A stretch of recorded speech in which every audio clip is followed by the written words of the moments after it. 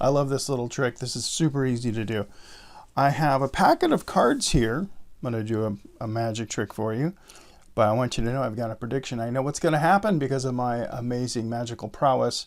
I have selected a card from another deck that's a prediction of the card I believe you're going to choose.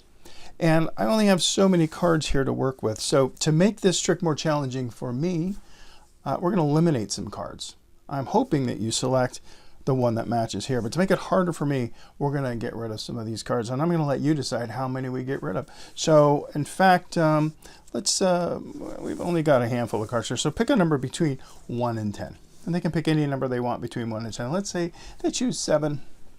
Okay, that means we're going to eliminate. There's 7 cards I won't be able to use for this trick. That's going to make it hard for me. 1, 2, 3, 4, 5, 6, and 7.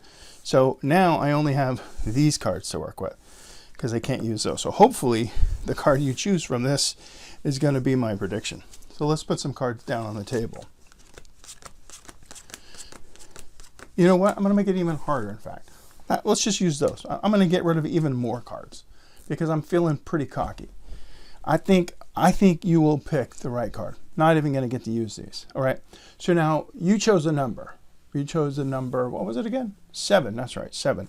So 7th card will be your card. Okay. 1, 2, 3, 4, 5, 6, and 7.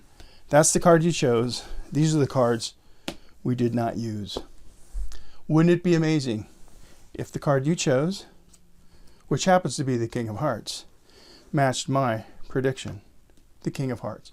Ta-da! Thunderous applause at this point. Oh, you're probably wondering what these cards are. I never showed them to you. I mean, these could all be King of Hearts, but that would be cheating, and I would never do that. No, I was actually certain you'd choose the King of Hearts. These are not King of Hearts. There's no King of Hearts in here. These are all something else. But I was so certain that you would choose the King of Hearts. In fact, I was so certain I didn't even bother to bring any other cards because these cards are all, each and every one of them, blank cards.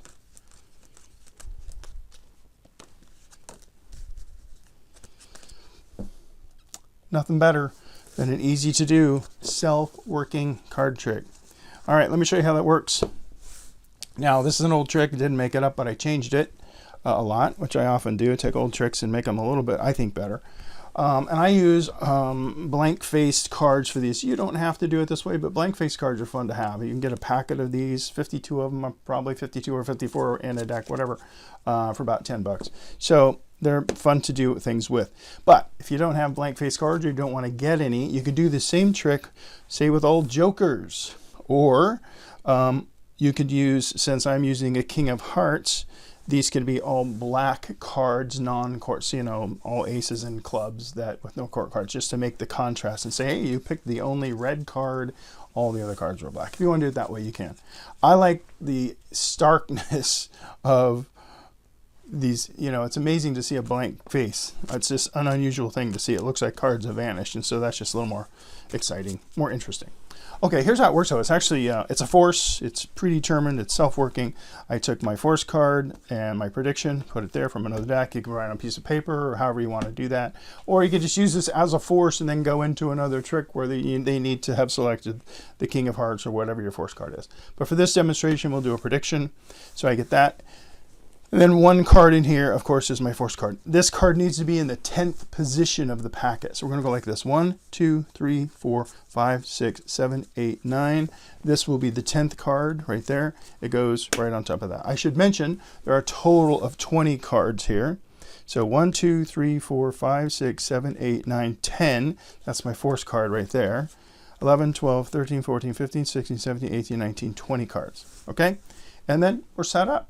And you don't have to show them the faces because that's part of the joke at the end. It looks like a sucker gag where you never show them the faces of the cards and they think, well, that was a dumb trick because they could have all been King of Hearts, and then you surprise them. So you can get away with not showing the faces. Okay, now what you want to do is a little bit of math, but it works automatically. You actually, when I say do a little bit of math, you're not adding or subtracting anything. It just worked. The deck does it. Packet does it. They can pick any number between 1 and 10.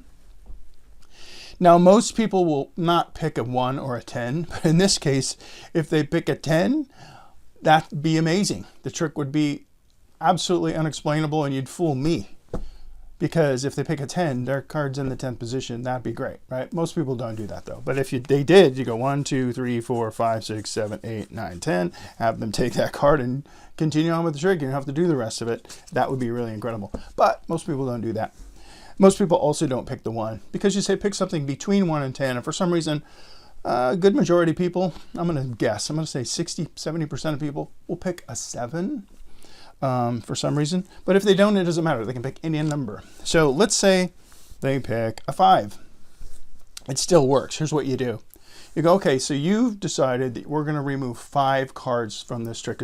And I like to use the premise that the fewer cards I have to work with, the harder this is for me. And you decided there's 5 cards I don't get to use for this trick. So 1, 2, 3, 4, 5, those cards go away. Now here's what you have to do. You're going to start putting cards down, but what you're actually doing is you're counting to 9. You want 9 cards on the table, and you want to put them in this order from the top of the packet down this direction. But don't tell them or count out loud. You want to act like you're just putting them all down, but then you stop. You'll stop at 9. You're going to go like this. In my head, I'm going 1, 2, 3, 4, 5, 6, 7, 8, 9. I go, hey, wait a minute. That's enough. I'm going to make this even harder. And you get rid of the rest of the cards, however many there are. You just want the first 9 from the top of the packet in this order. Remember, I went from this side to this side. In other words, they're reversed.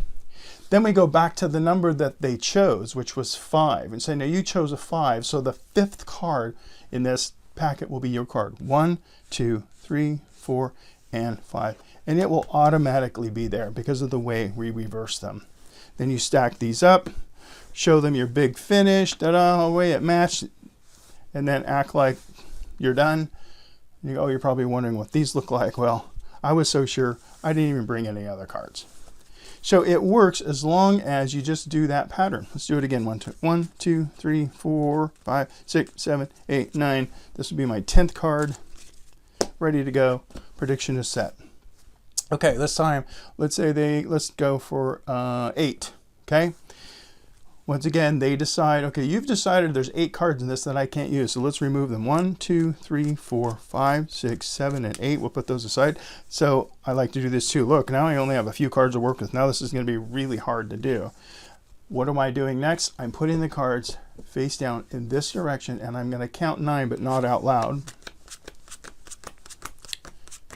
And so, you know what? Let's get rid of these two because this is too easy.